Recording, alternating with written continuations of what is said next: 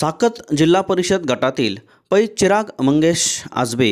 यांच्या गावभेटी दौरा विविध ठिकाणी सुरू आहे। याच अनुषंगाने जामखेड तालुक्यातील साकत जिल्हा परिषद गटातील नाहुली या ठिकाणी त्यांचा गावभेटी दौरा झाला। यावेळी गावकऱ्यांनी त्यांचे वाजत गाजत स्वागत केले व त्यांच्या या गावभेटी दौऱ्याला उत्स्फूर्त प्रतिसाद मिळाला।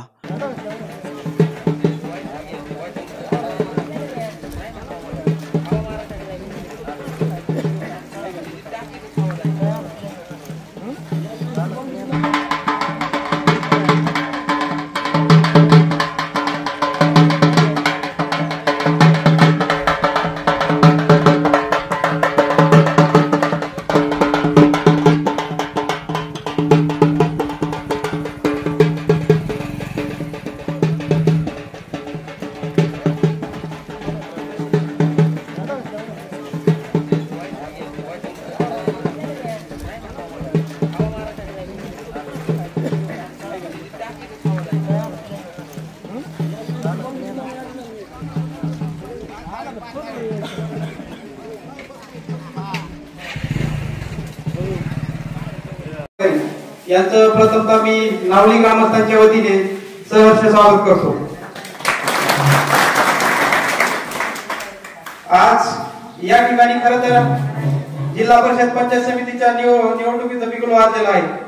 आणि या निवडणुकीच्या अनुषंगाने एक गावभेट दौरा मंगेदादाच्या नेतृत्वाखाली एक सुरू झाला आहे।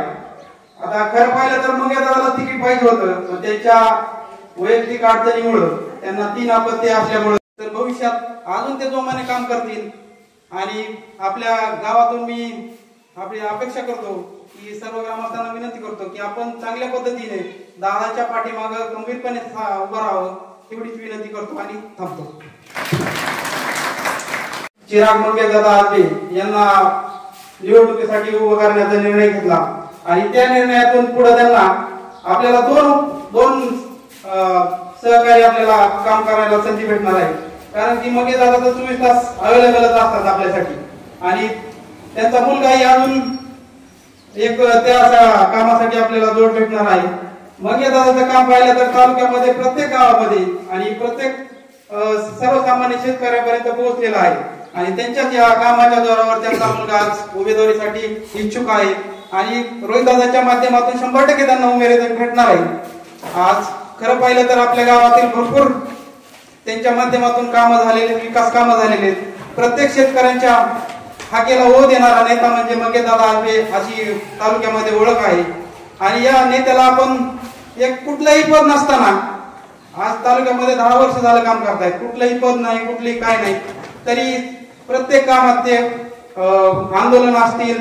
विजेचे प्रश्न असेल, शेतकऱ्याच्या भरपूर अडचणीत शेतकऱ्याच्या आडत आम्हाला जे हे घेतलं जात होतं ते काय म्हणतात त्याला पसा बंद केलं काम दादांनी चांगल्या पद्धतीने केलं। असे अनेक प्रश्न प्रत्येक आंदोलनात कोण असेल तर मंगेशदादा सर्वात पुढे असतात आणि यांच्या माध्यमातून त्यांना आपण या ठिकाणी आज ज्या प्रचाराच्या दरम्यान म्हणजे सुरुवातच झाली म्हणा, तर भविष्यात अजून ते जोमाने काम करतील